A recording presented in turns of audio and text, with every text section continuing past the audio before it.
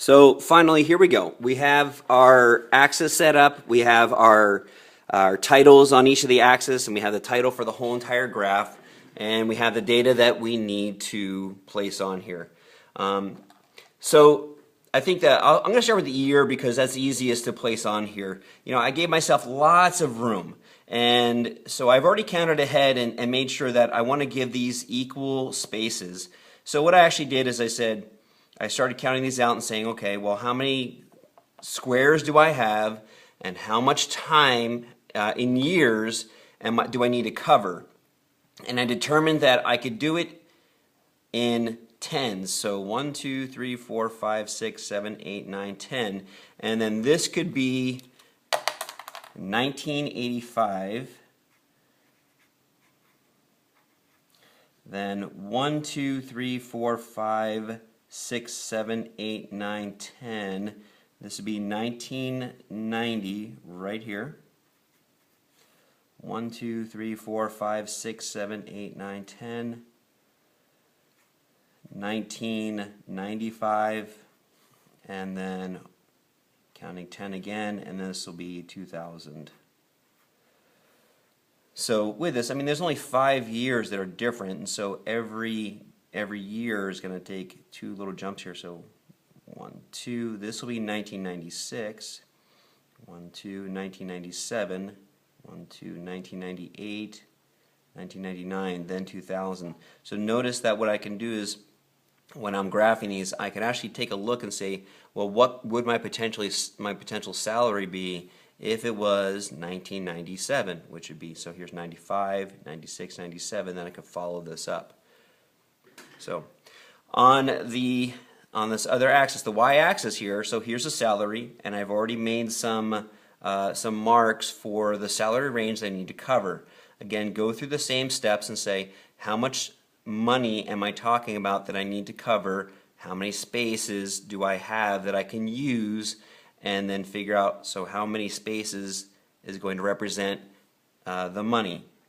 One other thing I'm going to show you here, and you know, I don't typically like to do this in graphs, but there's this thing that it's just a little symbol here. This is a break. It's a break in the y-axis, and what it's saying is that this graph, you know, so even though typically a graph, the origin is going to be 0, I'm not going to start at 0. So I took my whole entire graph and I kind of smushed it down, and they show it in this little accordion looking symbol. So I've already laid these out ahead of time, and so this is going to be the $4,000. And you know what, what I should probably do here is I should say that this is dollars in thousands.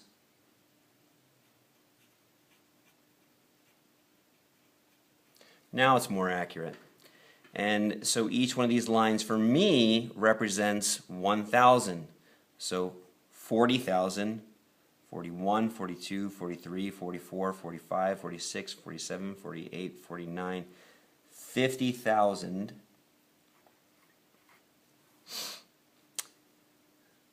60,000.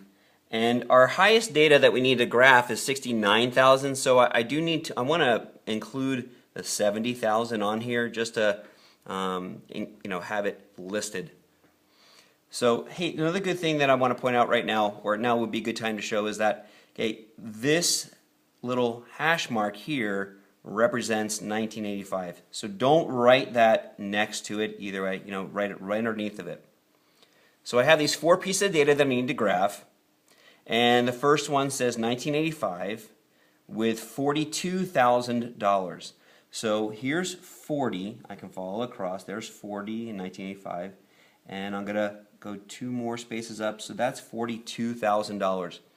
It's kind of like playing Battleship, if you've ever played it. Or bingo. You know, you're looking for 2 different places where they coincide and then making a dot or putting a mark.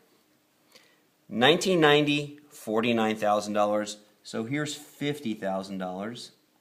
So 49 is going to be just 1 spot below that. Again, so here's 1995, and here's 60, so 50 is going to be here, and I need to kind of follow. I'm going to use a ruler in this one here. So 58 is going to be here. Follow this up. Looks like right there is going to be my dot. And 2000, I need to record $69,000, which is going to be here, and that point right there. So one of the things I said is that line graphs help you to make a trend or predict a trend, and so what I'm going to do is I'm going to draw a best fit line. It's the line that best fits through the dots that I've made. And you know, yours may be a little bit different than mine, but you know, we're making a prediction. Predictions are not always accurate, but I am going to try and get as many dots as I possibly can. And it looks like I probably should have hit that dot, but whatever, it's okay. So, like I said, one of the things we could have predicted is that we could predict maybe future years' salaries. In this case here, if I wanted to predict how much I made roughly in 1997, I could follow this up here, and then follow it across this way.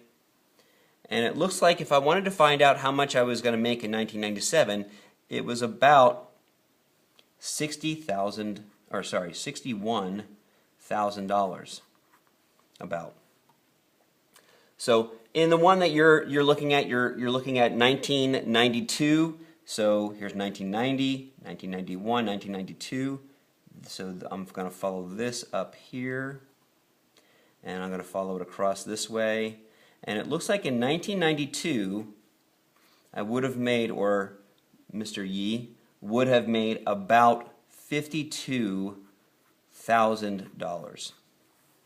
Okay, so on your worksheet, you still have a couple more try this things that you need to get covered, and we'll work on some more of these in class.